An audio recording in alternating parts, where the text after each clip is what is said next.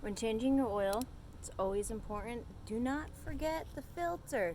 Got my oil, got my stabilizer, got my filter. Here we go. Okay, so you're gonna come down here like this. This should only be hand tight.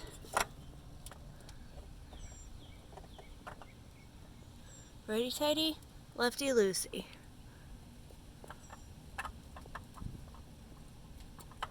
Now she's on there. And there you have it, folks. Oil filter installed. Come back up here. Gotta love my Chevy.